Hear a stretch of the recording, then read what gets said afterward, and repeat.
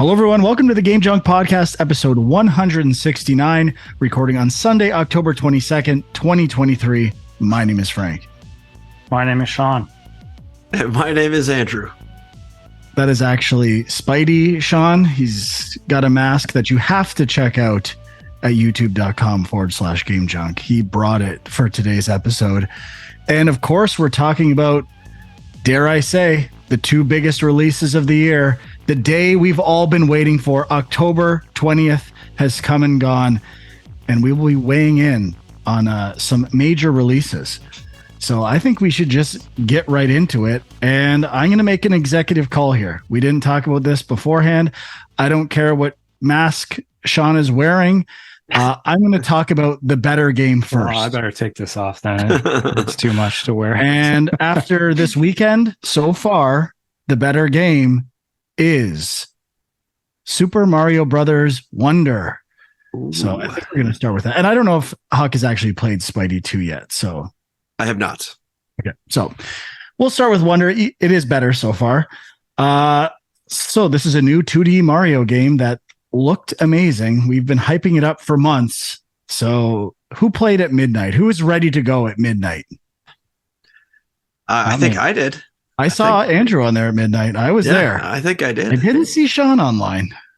Yeah, my kids made me promise to wait and play it with them, first. And wait for your save, man. Make a new profile and then delete it after. Yeah, come on. You don't have to delete a save file. Come on. No, so did you play Spider-Man at midnight, I assume, then? No, I think I went to bed at like 11:15. Oh my! This guy does not game hard. I know I haven't been gaming hard for the past few months, and Sean has been a hard gamer with Starfield and other things. But I must say, if it was a normal situation on a normal day, I also would have probably been in bed. But I had a late hockey game, so I got home probably like 12:30. I probably got home. So that's probably when you saw me come on, Frank. And I was like, well, I might as well fire up a little Wonder while I'm here. Who needs sleep when you got Mario Wonder out in the wild, right? Just a little aside. As I went to play it at midnight, my Pro controller wouldn't connect with the system. So I waited. Disaster. And then I couldn't connect, and I didn't get to play it till 12:05. Oh, how could you live with yourself? Damn. What a disaster. Okay. Super Mario Brothers Wonder. Who wants to go first? Sean, you go. You look like you're going to lose it. I just got some plastic marks cutting into my head. Like you're cut up. Yeah, I could talk about Wonder. I mean, I don't know if I totally agree with your statement, Frank, that it's the better game of the two. I do like both of them quite a bit. Wonder has some cool things going for it. I will say that for sure. But it's not the game I find myself drawn back to currently. Whatever that means, I don't know. The levels are very short and kind of disconnected. So that may be a factor, but disconnected. What do you want? And they're courses. Courses, yes. I mean, it's just that idea of like point out that they are courses. Yeah, it just that idea that they're not. I guess there is a story, but it's not really something that's making me want to keep playing for that reason. Have you played a Mario game before? We play for the gameplay, bud. That's why we're here. Yeah, I guess that's true. I mean, something like Odyssey, I feel like I felt more driven to want to keep playing because it's one world, sort of, But anyway, yeah, I like it a lot. I think for me, I don't know if the Wonder Flowers, I don't know if I'm totally seeing the appeal of them. Like they're cool.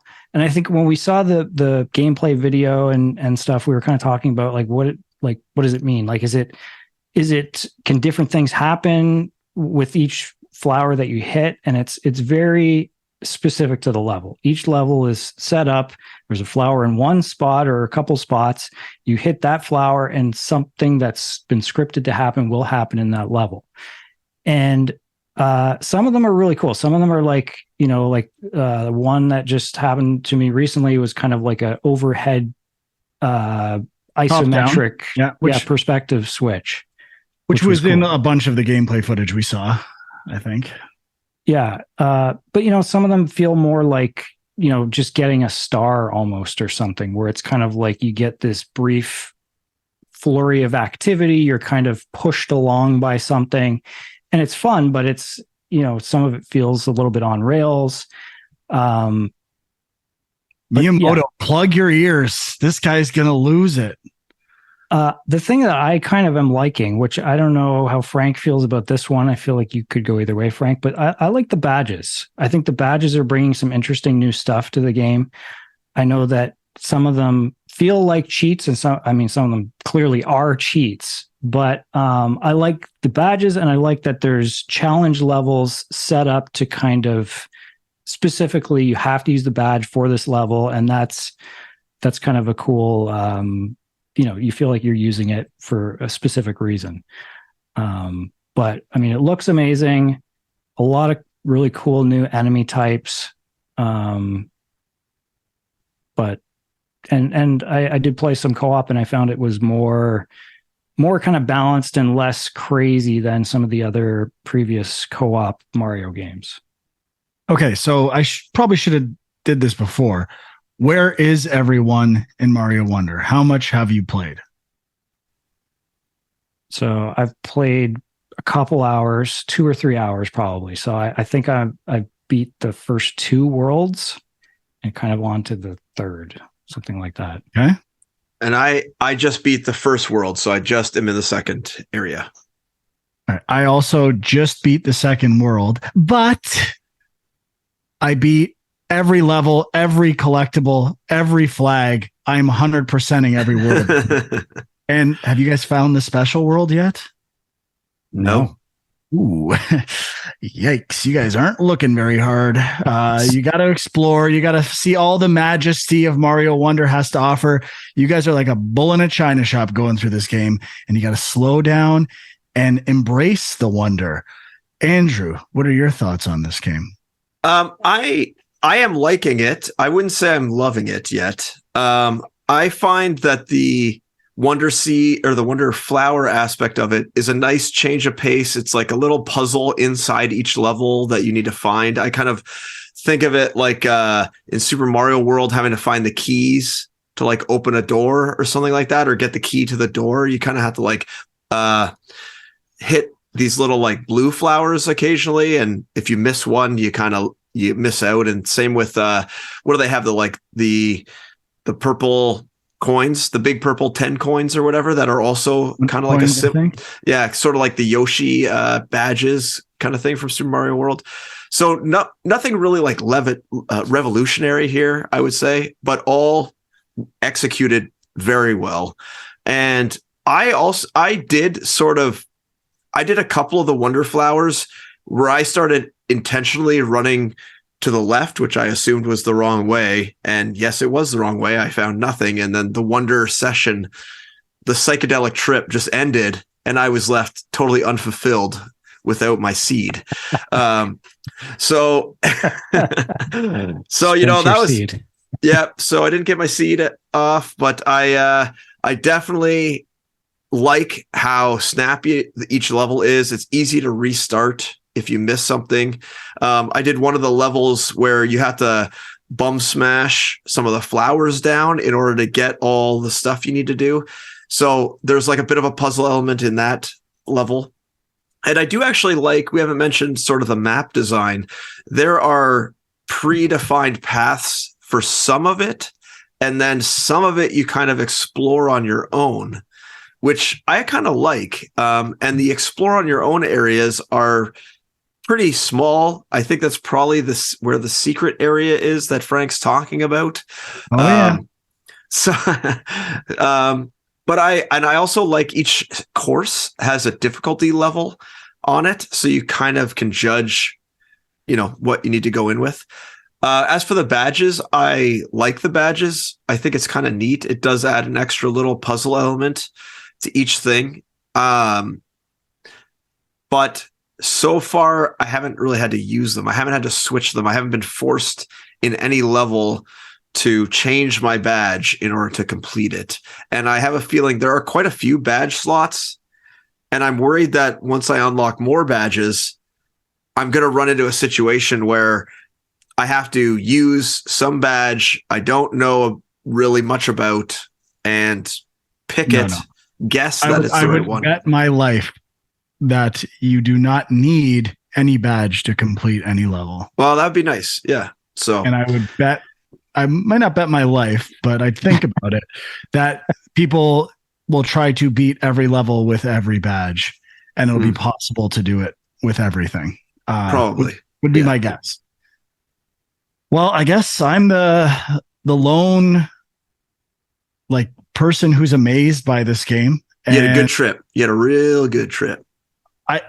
I've never seen this much polish in a video game in my life. And I believe in the first level, I was in for something special.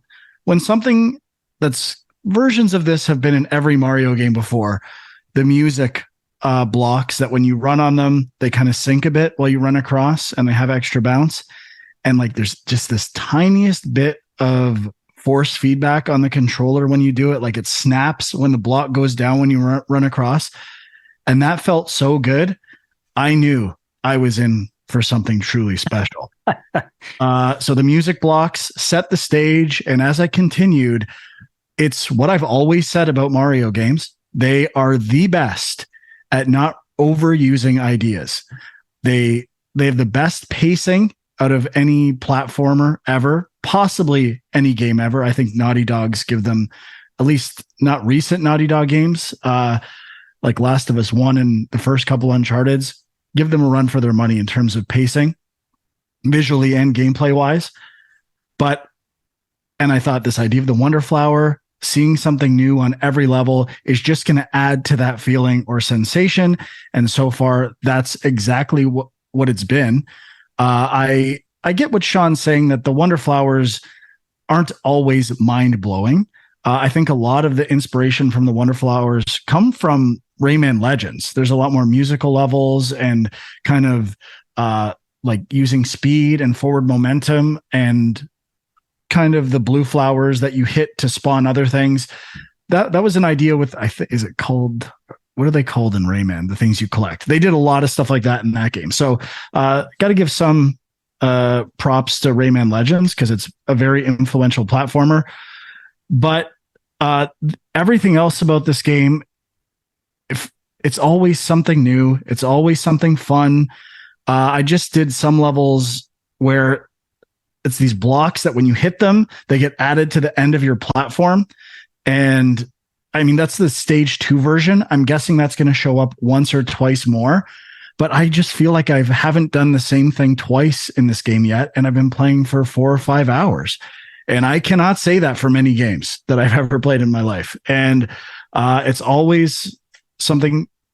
There's still power-ups I haven't seen yet. I'm getting standees for drills and other things that I haven't even seen in the game yet. And I've already played a ton. So I'm just enjoying everything. In terms of criticisms, the one someone else said to me that I generally agree with is a little too easy.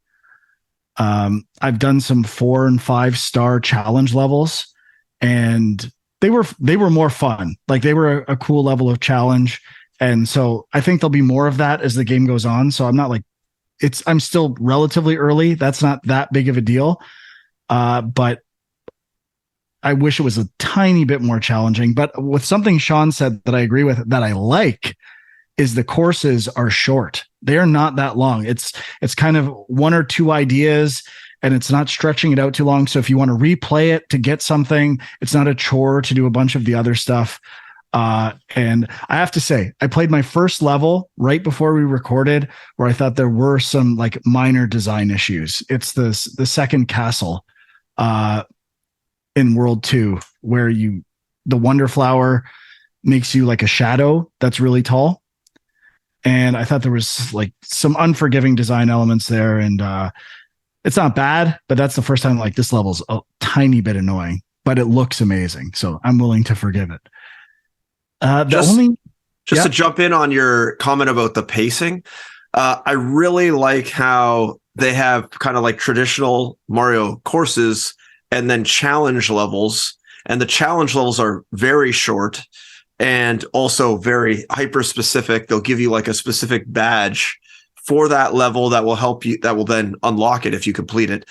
And they're very straightforward, but also use that power in kind of creative ways or whatever, or not that power, but that ability in special ways. And I felt like, at least in the first world, it was perfectly paced where just when I was like, I could use a break from one of these courses, one of these challenge levels were right in front of me, ready to go. So obviously they've set it up on purpose like that. And I really like that pacing element of it. And, if you get tired of courses there, you can explore other places and find other challenges and things like that, which I like too. I also, small nitpick, doing a higher jump off of enemies. You have to hit like jump when you hit an enemy's, you're about to land on an enemy to get a higher lift. I think it's pretty unforgiving and kind of annoying.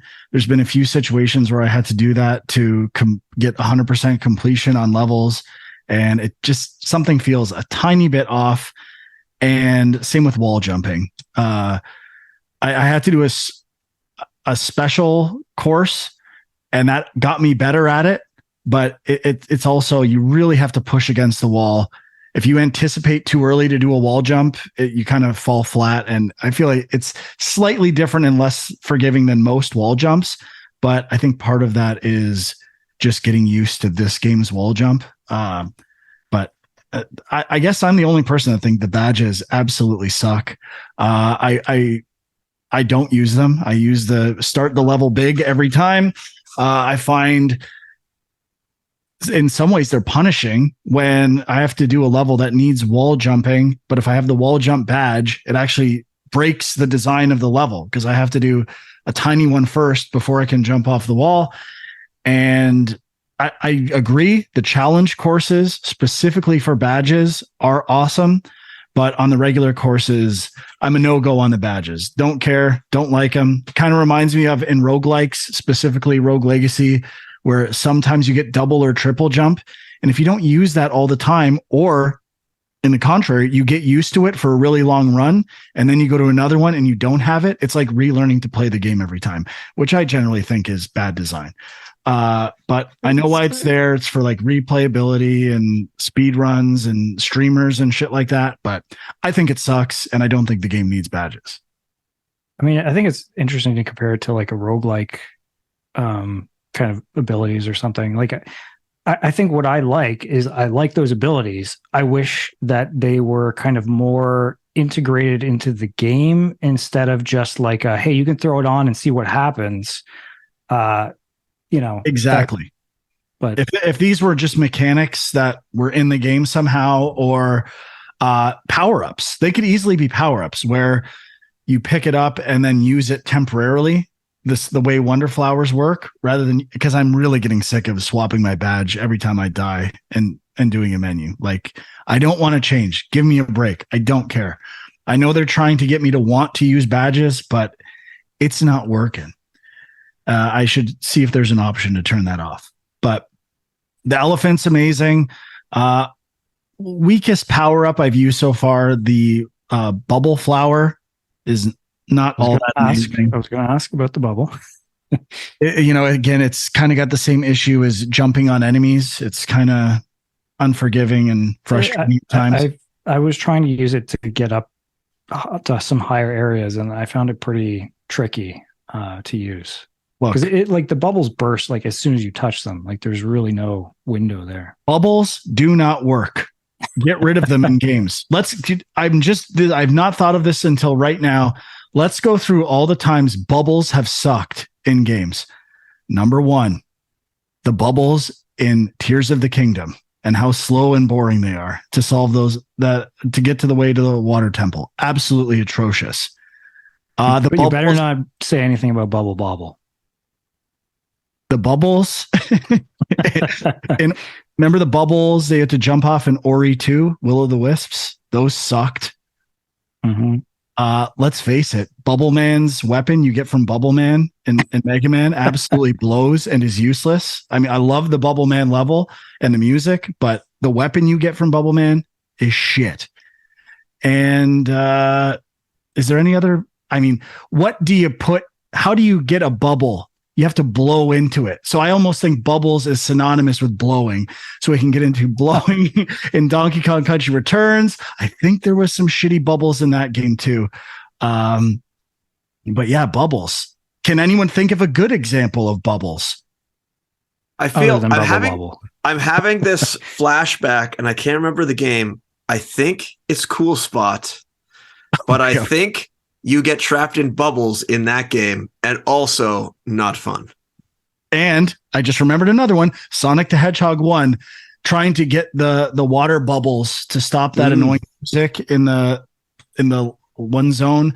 You could also say that probably of Mario 64, getting the bubbles with those tricky controls. I'm going to take it a step further. If you remember, I think when they're trying to show analog sticks for the first time, and it's the sleeping piranha plants, and you have to sneak up to them and punch them, I believe they're blowing bubbles while they're sleeping, and that mechanic absolutely sucks. So if you're out there, if you're an aspiring developer and you've got a mechanic in your game that has bubbles, take a step back, maybe send it our way. I'll play test it if you want. Maybe switch it to bubbles. I guess on the other hand, you could make the only good bubble mechanic that's ever existed. And I'm sure I'm forgetting some actual good bubble mechanics. Sean's looking them up, I'm sure, right now. I mean, it's hard to look up. There's no immediate lists. But in the comments, youtube.com/GameJunk, let us know the quintessential bubble mechanics in games that are actually good. I bet Jay would have one. Power wash simulator and the soap. Oh, I don't know if it's a mechanic technically. I was going to say there's no bubbles in Dr. Mario, but you did find the other game. Yeah, good call. All right. Any other bubbles? I don't have that much else to say about Mario Wonder. It's the only exercise there is at this point is like, this level was cool. That level was cool. Like, they're all kind of cool. Yeah. I mean, I like, just to, like, you know, you're talking about polish and stuff. And I think when we watched the gameplay video, we were talking about some of the little animated touches.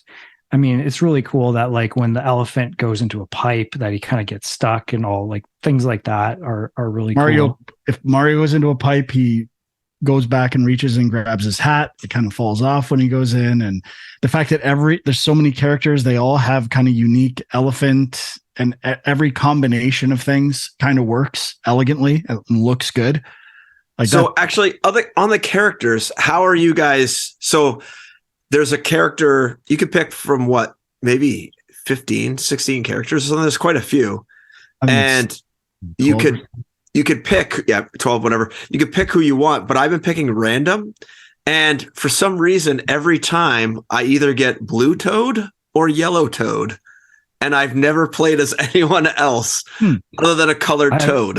I've been using blue Toad. I don't know. Something weird going on then. But I start with Mario. You got to start with Mario. And I just went random. But with if you do random, is it random every level? I don't think so. No, right? just when you start, just when you launch the game. Yeah. Well, it's worth saying though, because I think some of the characters, I think the Yoshis and who's the last one? Kieran knew who it was. Nabbit. Nabbit. Yeah, so I think those characters can't die or something. Like, they're kind of more like for beginner level or something.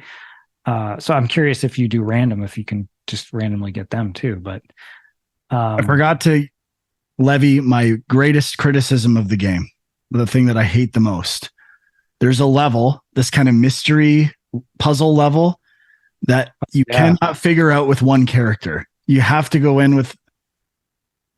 Oh, is this the same one I'm thinking of? Like, certain characters can unlock certain hidden blocks, or they see them in the level, and you have to find 5 coin things in this level, and you can't. I have no idea how to get some of them, and you either have to play with other people or experiment jumping into nothing. So yeah, I did this level, and at first I was like, "Why? Like, this seems impossible." But it's a pretty small, compact level. It's still impossible.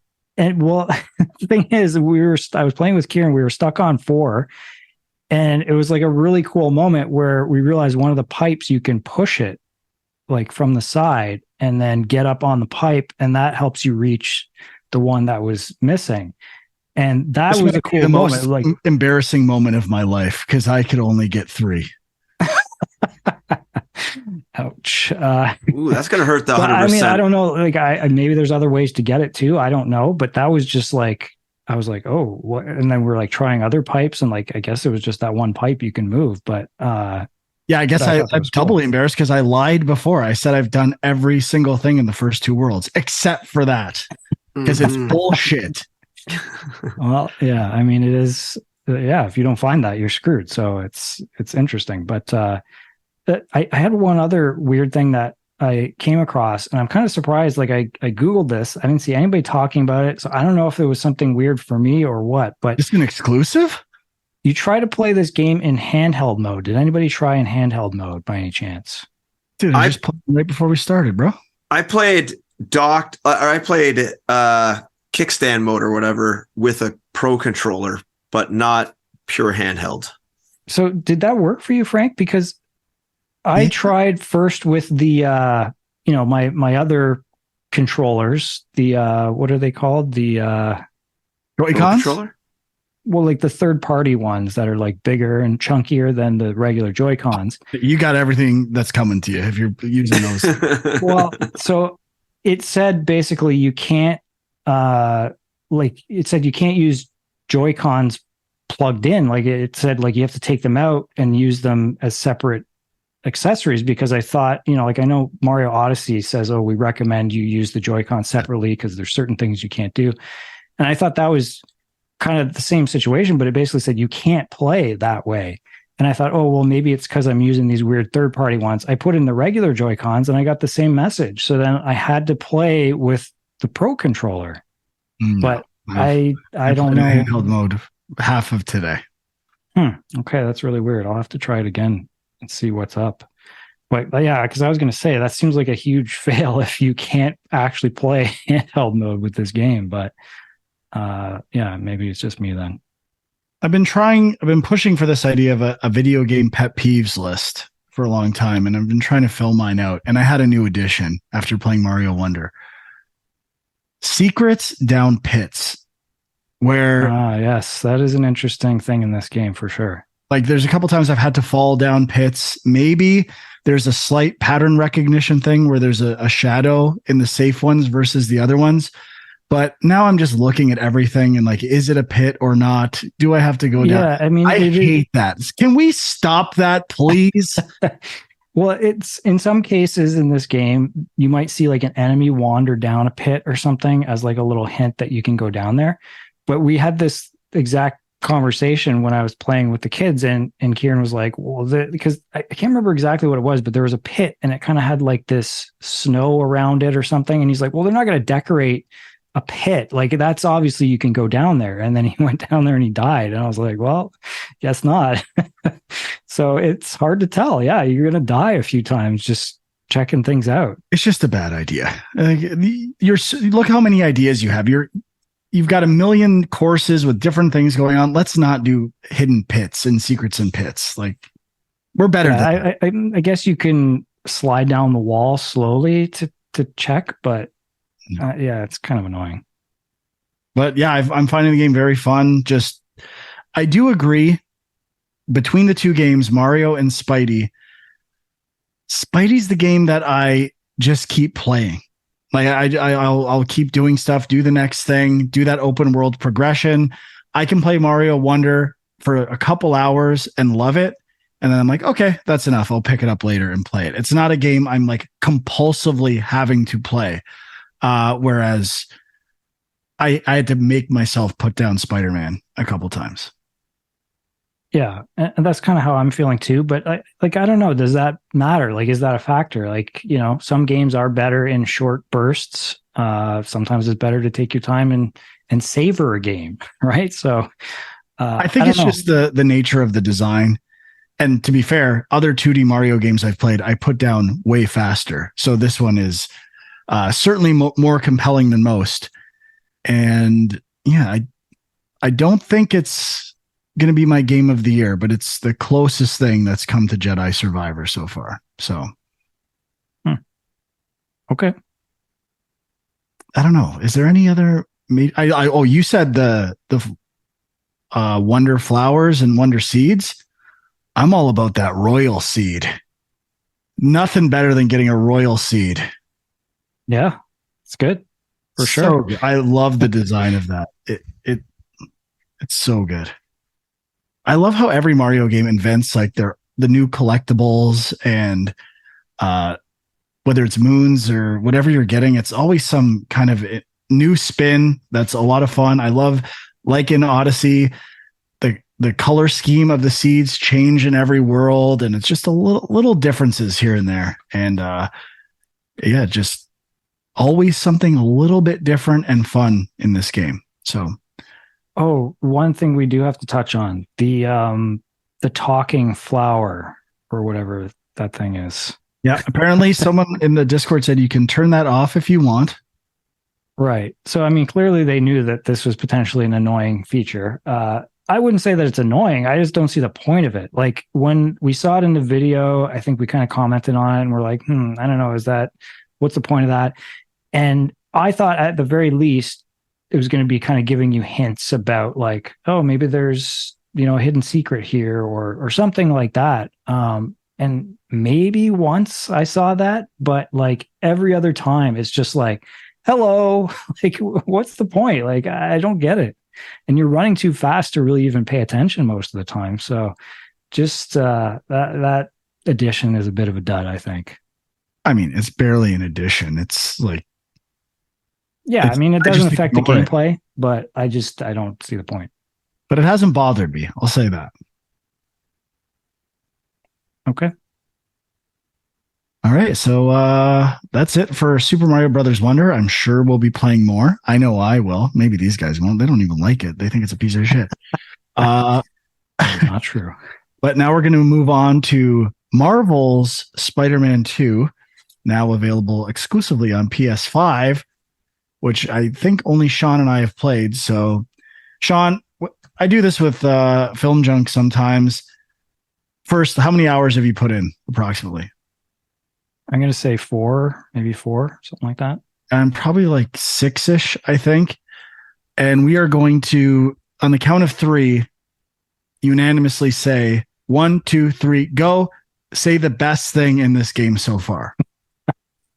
Best thing in this game. I don't have an answer for you on that. You should. You're almost out of time. Do you? No, I don't have it. I don't have anything. Okay, well, put something to say. 3, 2. I'll answer. The balloon. Spider-Man. Web swinging. The balloons, horrible. baby. Balloons. Like for distractions or whatever? No. When you go and do the flashback sequence and all the balloons in the school, those balloons look so good. They are the best looking thing I've ever seen in a video game. And you start with the typical normal balloons and they have a little bit of reflection and light and they look great. And then you turn the corner and oh my God, it's a reflective foil balloon with a marvelous color scheme. And it reflects your character like a mirror when you're walking by. The interiors look so good. They're doing all ray tracing stuff. Like anything that you do inside looks amazing. Outside, it looks about the same as the last game to me. But there's some stuff in the interiors of this game that are visually stupendous. And top of that mountain so far is the balloons. So if you're going to play this game, keep an eye out for those balloons. All right, Sean, now you can go. Yeah, balloons were good. I will admit that. But visually it looks quite good. I think the only thing that was a little weird to me, for some reason, like some of the facial stuff, and in particular, like MJ looked really MJ and weird. Peter are the worst models. Like, yeah, I don't get it. Like Miles' model is great. Even Harry's is pretty good so far, but the Peter Parker's, like the way the lip sync works for some of the dialogue, like it's awkward. That's a bit of a fail. Yeah, and they did change the look of Peter for this, right? I don't totally remember. They did it for the deluxe version, and there was a big controversy when they upgraded that for PS5, and people were pissed. and they made him look too much like Tom Holland, or that's what everyone was saying, and all this stuff. And I think in the article I read, it said that, well, they did it to be able to like process animation data better or have better facial animations. At least I don't know if that's accurate or not. That's what I read.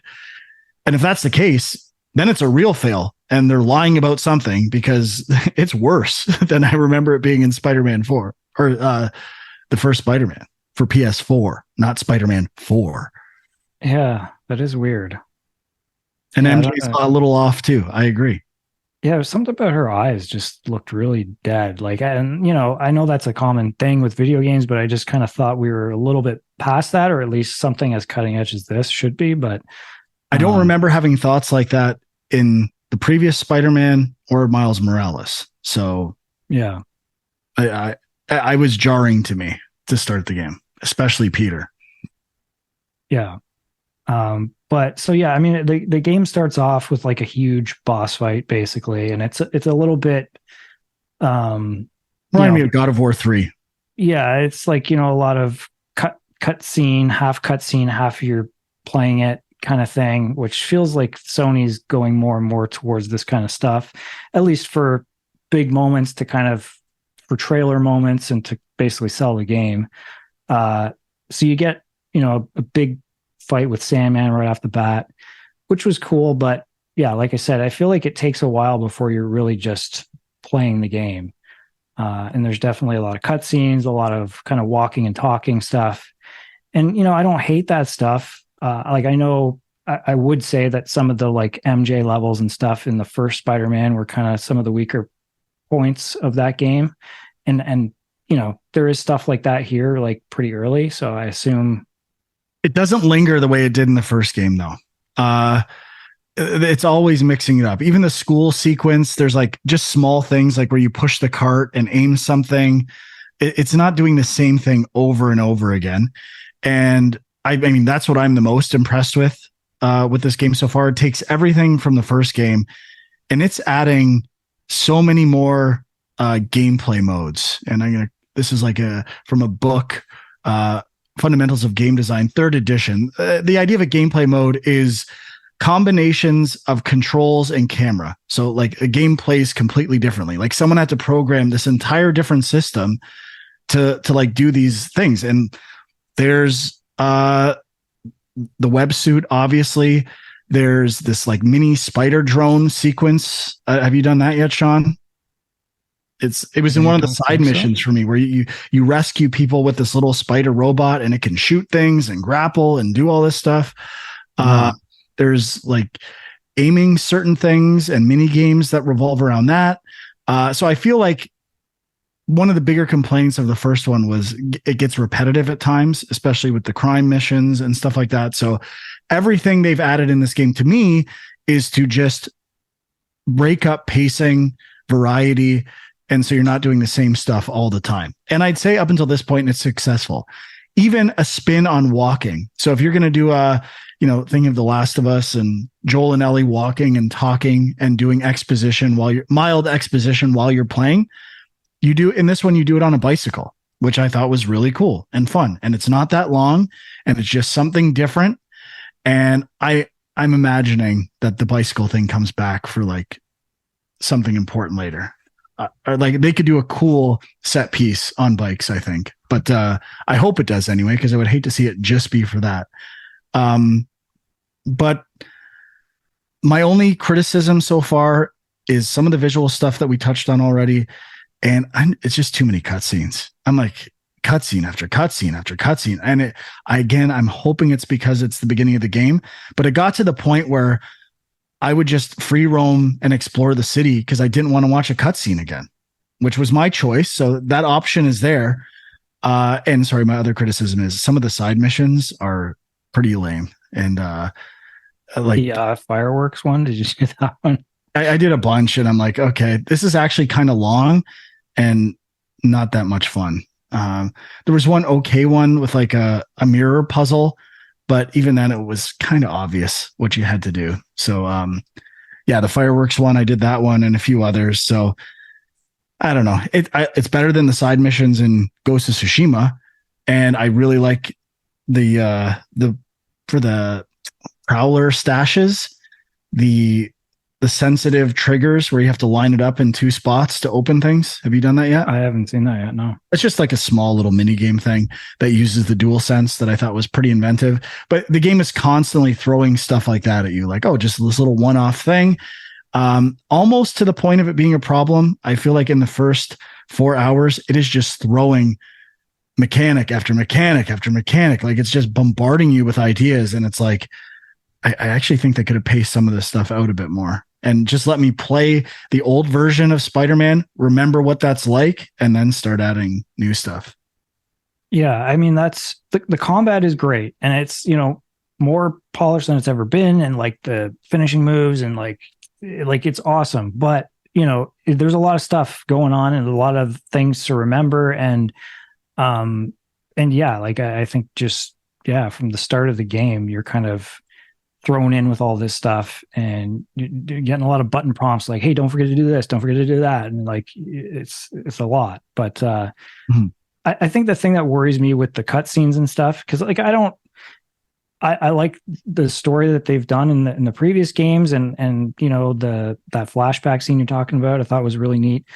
But I just think because you've got 2 main characters now and they have their own stories and their own supporting characters, I just feel like there's going to be a lot. It's just going to be constantly going back and forth, and it could get to be a problem. But well, from what I've heard, this game is actually kind of short. And I think it's somewhere in between the first Marvel Spider-Man and the Miles Morales one in terms of length, which kind of seems perfect to me. That I hope that's exactly what it is. But what I thought the first game did, and seems to be the case in this one as well, doing interesting action set pieces, even if they're in cinematics, like the one with the propeller on the boat and some other stuff, was like, it felt like a high level action movie. Like the set piece design and the ideas in it were quite good, and they add a little bit of interactivity into that as well. My other thought, this game has a parry that the other one didn't have, and the parry is kind of tough. Like I'm struggling to get used to the timing of this parry. I generally don't like parries to begin with. So yeah, I was a little worried, particularly because there's an enemy that was introduced already that's like you can't or like there's certain attacks that you can't dodge, you can only parry, which I do not like. But and I will say, I think the parrying on those enemies is a little bit more forgiving because it's required, but on the regular ones, it's, I don't know, I parry in games all the time and I just can't get it down in this one. It's maybe I'm bringing baggage from the first game where I didn't parry and trying to do that now. It's just kind of breaking my brain, but I'm sure I'll get used to it. I agree. Like the cinematic cameras in combat and the polish level of the combat is insanely good. It's always, all these games, you know, you're doing these custom animations. How often are you seeing the same ones? And there's so much variety in the combat with your powers and the cinematics. It's like I'm always seeing new things, and it's remarkably fresh with all these different battles. So I think both of these games that came out this weekend are testaments to pacing and variety, which I think is like the most neglected thing in games. And it's why games that are too long feel too long, because there's not enough ideas to fill them. And I think these games should be held up for those reasons alone. Like there's lots of stuff to do, and it's not repeating ideas all that often. Now, have you guys, I heard they added 2 new areas. Have you guys reached those 2 new areas yet, or is it still Manhattan? I think we've had to do some stuff story-wise in Queens, maybe. I haven't done too much. I've mostly been in the main city. Oh, and the is it wingsuit or websuit? It's websuit, right? Is it wingsuit? I think it's wingsuit. So it's that kind of flying squirrel type suit that they added, I think, with the intention of you're going to have to go a lot further distances and it makes it faster. Wasn't completely sold on it, but once they introduced the streams and the winds, the gusts, to accelerate you and make it faster to do that, that's when I was like, okay, this is pretty cool. Yeah, and I was pleasantly surprised going over water. If you land on water, you kind of do this like surfing thing almost. That's pretty fun. And you fall in and jump across and just try to get to the other side of the water. There's some pretty big bodies of water that I'm not crazy about either. Oh, the side missions. The other thing I don't like about the side missions, several times I had to like restart a checkpoint and like I didn't even know what I was supposed to do. Like I like certain photos I had to take and I was like, I have no idea what I'm supposed to do here. And so sometimes that variety can kind of lead to problems where I'm not like establishing how certain systems work, and I was confused, but that's pretty few and far between. Yeah, I mean, go ahead. I was just going to say, did you guys run into any bugs? I seem to have been getting a lot of Twitter feed stuff of mostly like Xbox people complaining about all the bugs in the game and how the Metacritic's so high, but then it seems like none of the people that actually review the game talk about the bugs. Like, have you guys found any? I have yet to encounter a bug. When you say Xbox people, you mean like people who are the Xbox fans that are like shitting on it? Yeah, like pretty much, yeah. And they have like Xbox controllers in their bio and stuff like this. I don't know why they're showing up in my feed. They're just like. I think it's I would do for. Well, I think it's also mostly I'm seeing it in like my Equilibrium Systems feed. So I get like just a lot of like video gamey stuff because that's all I kind of do on that one. So yeah, I don't know. I had never heard of anyone actually having any bugs except for these. I don't know if they're trolls or if they're actually running into bugs or I don't know. I was just wondering if any of you guys had run into anything. I haven't seen anything. I haven't heard anything. But I mean, I don't know. Like I have seen debates, like Xbox people being like, this doesn't come close to Starfield kind of thing.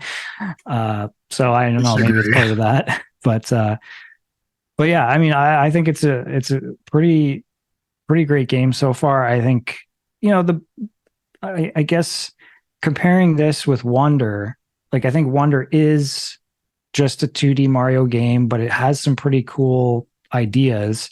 This one I'm kind of waiting to be like what's the main gimmick or hook, and like the fact that it's two Spider-Men, like I don't know, that doesn't really, they play pretty similarly and it's story based when you switch between them, so that's not really the selling point or hook for me. While we're on that, I'll add I absolutely loathe swiping on the touchpad to do things. Yeah. And it is not multiplayer, right? There's no multiplayer? Okay. No. Yeah, my younger son was asking because there's like obviously the two characters, and I was like, I don't think it is, but he really wanted to play together, and I had to let him down gently. Yeah. Yeah, I don't know. I wonder if they could ever add that, in DLC or something. Like probably not for the main story, but co-op breaks action games with gang like fighting and tactics, especially where timing is dependent on it. God of War Ascension, Gotham Knights. If Gotham Knights was a huge success, maybe they would have thought about it, but do not add co-op to your very good action games, would be my recommendation. All right. I think that's all I have to say so far. It kind of sucks that both of these games came out this weekend because I really want to keep playing both of them and I have to keep choosing. Yeah. And then, obviously Alan Wake 2 coming out next week. I mean, it's going to be a busy time. Especially because there's been so many games and every one of them is like, that's okay. But none of them hook me. And now both of these hook me and I can't play them. And I'm dying to replay Metal Gear Solid 1 on Tuesday. Like I've been wanting to replay that game for a long time. And it sucks that I'm not going to because I can be playing these two games instead. Well, I think they are both fairly short. Like you mentioned Spider-Man, and how long to beat? I feel like Spider-Man 2 was 14 and a half hours. I thought last time I checked, I swear it was like 12. So that was main story, I think, right? Yeah, main story 14 and a half. Even Completionist is 14. 25 or 30 hours. Yeah. But and then Super Mario was That feels like 14 to me. 8.5 for main Oh, story. okay. I'll be done this game by. I mean, those numbers, like, it's always like 3 or 4 extra hours for me personally. On top 2x of it, that. so Yeah, I'm doing everything, so it's definitely going to take longer. yeah. All right, that's it. That's the first reactions to the biggest games of the year. 2 of the biggest games. I kind of get the sense as of right now, even with these 2 games releasing, Baldur's Gate is going to clean up at every award show. I feel like that's the gamers' game of the year. The gamers game. The real gamers. I've been trying to go back to it, actually. I was playing it this week before these came out, and I was like getting destroyed in a lot of battles. I was getting kind of frustrated, but yeah, I do want to keep playing that as well. And I mean, I think part of it is like these games are kind of known quantities. Like, I don't know that either of them are totally surprising people. They're certainly not coming out of nowhere. Whereas Baldur's Gate 3, I think, kind of did that. I'm glad you brought that up because when we're evaluating which is the better of the 2 games, it's not quite the same thing because Spider-Man 2 is a bit more of the same but elevated. Mm-hmm. Mario just benefits from this novelty of finally like an interesting, different 2D Mario that isn't like, there was always something off about the new Super Mario Brothers games. They just didn't have the panache of a top tier Mario title. And so to have that in a 2D version does feel new and fresh and interesting. And I think it's benefiting from that, but I think both games are great. Every issue I have is just tiny stuff. There are no major issues because like with the badges, I can not use them. It's fine. Mm-hmm. And just another plug for the Nintendo vouchers. If you're thinking of picking up Super Mario Brothers Wonder, you do have to have that's how I got online. You have to have a Switch Online account, I think, right, to get them. But yeah, but it's a good deal if you want to pick up 2 games for a pretty good discount. Especially if you don't have Tears of the Kingdom, you can get a double pack and get both of these games. And Tears of the Kingdom is $90, so it's an even better deal with that. Yep. All right, two major games. Is anyone hearing like either of these games is game of the year? Not yet, well, but I feel like reviews for Wonder were a little bit higher and definitely a little more in that vein, but yeah, I don't know. I agree. Spider-Man 2's like the IGN review was pretty low, an 8, I think, and I definitely think it's better than that in my limited time with it. And I'm guessing it's what happens when Microsoft pays for all of your advertising budget and that you start giving games like this an 8.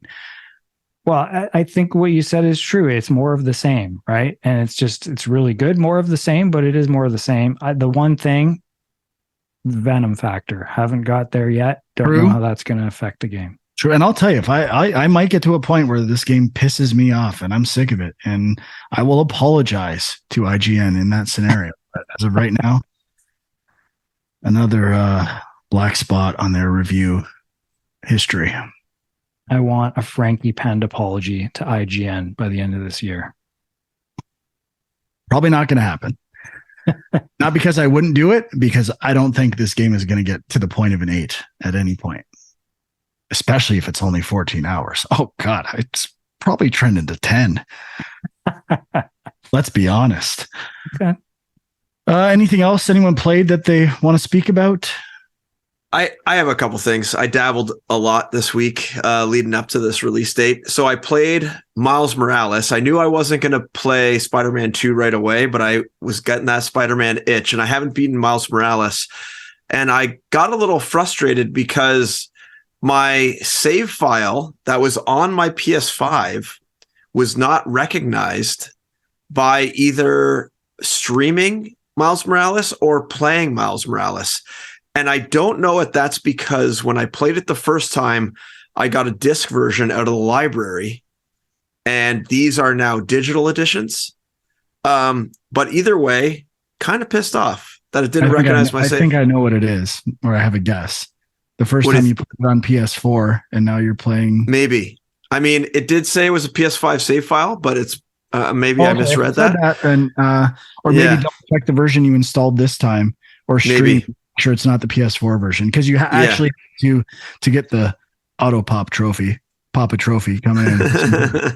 You had to convert your save from that executable. So. Okay. Well, either way, I started fresh and I was enjoying it. I liked the Venom powers more this time than the first time I played it. I haven't gotten that far, but I think the first time I played Miles Morales, I was not ready to add more buttons onto the already stuff that Spider-Man could do. And I also wasn't paying as close attention to the cutscenes. I can't skip the cutscenes, which was kind of pissing me off. I just wanted to like play. And I'm sure you guys are kind of running time speed on YouTube later. Yeah, I would have loved to be able to do that, but can we talk about that on the show? Like, that's a good life hack. Totally. Skipping cutscenes and then watching them, but at a faster speed on YouTube. It's genius. I would do it all the time. Every time I had an opportunity, I would do that. Yeah, that is not the director's intention. I would never do that. Well, you could watch it at 1x speed, Sean. No one's saying you have to watch it on 2x speed. You could go 2. You could go 1 1/4. 1 1/4. Come on, push it a little bit. But yeah, so I'm really liking Miles Morales. I don't remember how long it is, but I think you guys said it's quite short, right? It's like 6 or 8 hours long. It's pretty small. Yeah. So I don't know. I don't remember how far I got before, but I feel like I'm going through it a little faster than I did the first time. And I'm liking it. So I got 2 other things I wanted to talk to quickly. I don't know if you guys have other things. I think probably most of the stuff took up your time. So I'll just add 2 tiny things. One, dip back into The Witness, which I never really saw that.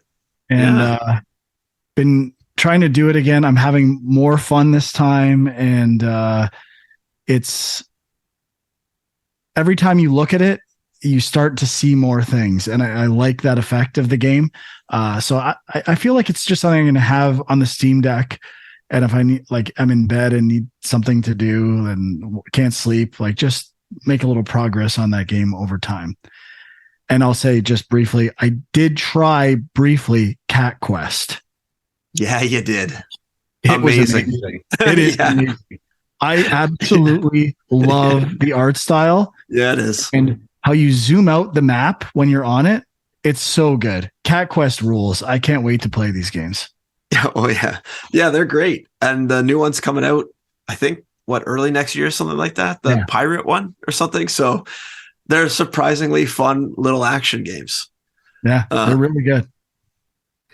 So the last 2 things I played was I finally got past the barrier in Inscryption, and I got to the big twist where the game completely changes art style and kind of like feel of the game completely. The main card battler aspect of the game is still there, but it is now wrapped in a completely new game style. And I think there's even more weirdness that happens down the line. It got to the point where, though, I think I'm done with the card battler aspect. I kind of got stuck in that first area so much that I need a break from the card battling. So I don't know if I'm going to go back to it anytime soon, but it is neat when these type of games completely throw you for a loop and almost create like a new game for you. It's kind of crazy to think about.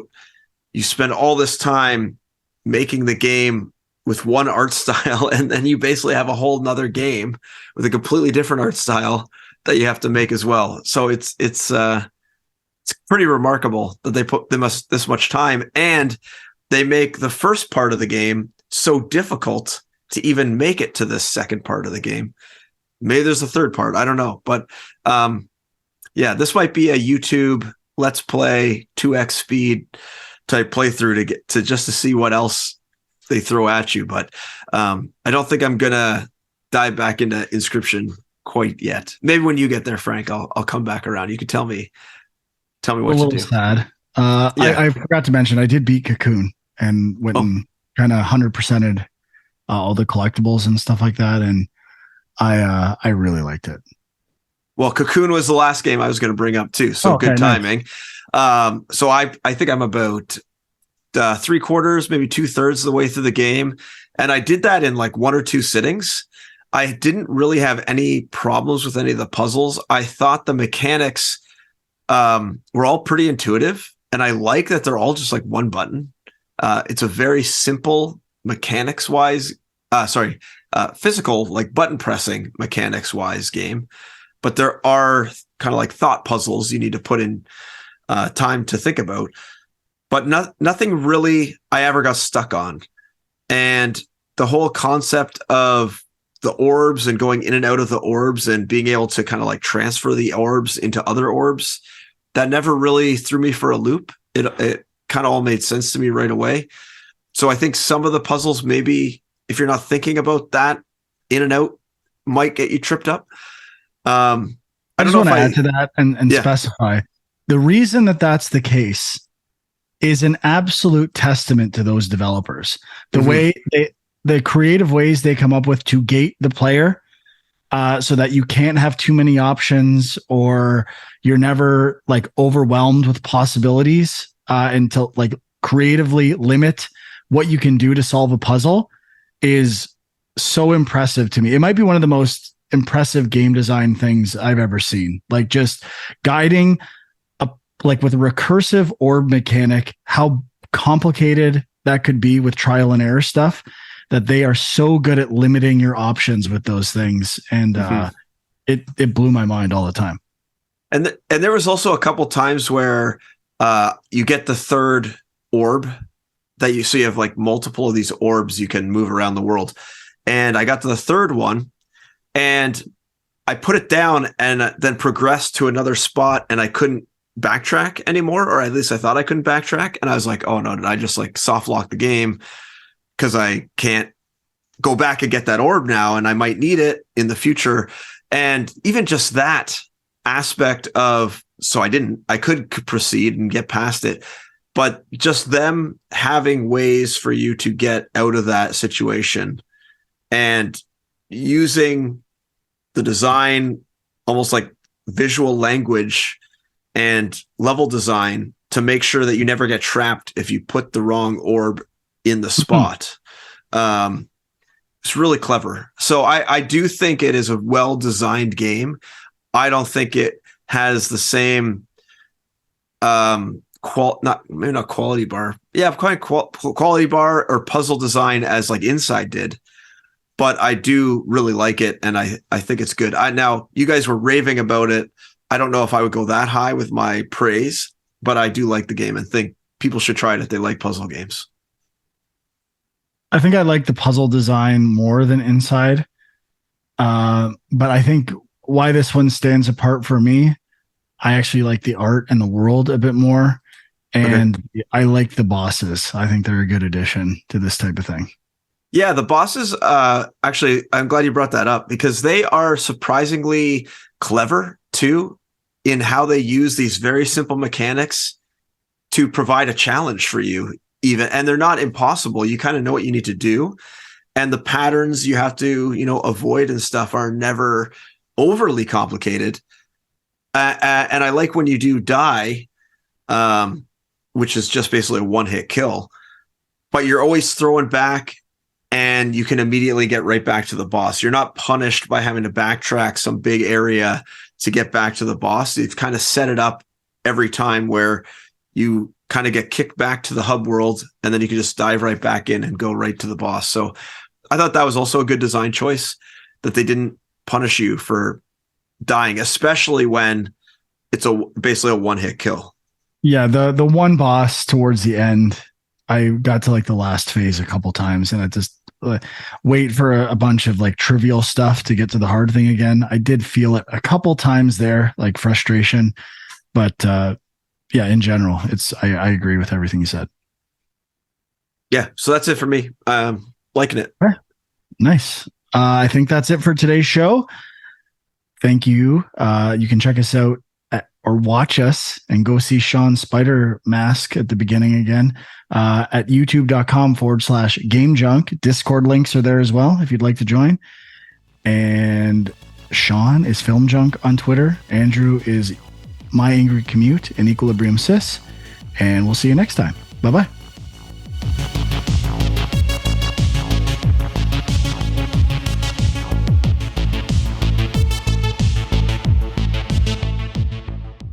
Oh man, I love the bubble thing. I love that came up. That was pretty funny. I think also that's podcasting kismet right there. I think the bubble I was thinking about was Sonic, though. I was trying to think of it like, because you could get trapped in a bubble in Sonic, right? As well as drinking the air out of them or breathing the air out of them. So I think that's what I was thinking of.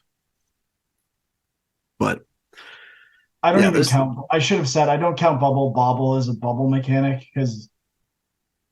Oh no! Wait, is Bubble the one where you shoot bubbles and trap them? Because if it is, that one sucks. No, Bust a Move is the one that's kind of like Bubble Bobble, but they're just balls at that point. There's nothing bubbly about them. Yeah. Bubble Bobble sucks. I didn't even think it. When you said Bubble Bobble, you might have to put this at the end of the show, Andrew. When you said Bubble Bobble. I thought you meant Bust a Move, and I was like thinking about it. That's what I thought too. What's Bubble Bobble? And then I remembered the original Bubble Bobble now, and that game absolutely sucks. That game is good, man. No. I mean, I don't love it, but it's fun. It sucks. It's like almost like the original Mario Brothers, but like that just also across. Sucks. Well, but this had I totally thought Bust a Move too. I also thought it was Bust a Move. Yeah, Bust a Move, I think, is also known as Puzzle Bobble, if I'm not mistaken. Okay. All right. Well, you said you couldn't play the new Mario Brothers in handheld mode, so I don't know if I can trust you at all. Yeah, I don't. Now that I'm thinking about it, maybe my Joy-Cons were dead. Maybe that was the problem. Because I guess if you do need to use like motion control stuff, they wouldn't let you use the third-party Joy-Cons for that. But I don't know. It still seems weird. Yeah, we need to create a website dedicated to bubbles in video games. This is impossible to find any bubbles in games. There's got to be one good one. Maybe it's just anything related to water in games sucks, like water temples. Yeah, anything that kind of floats and is like slow and boring. I love saying stuff sucks. It's so much fun.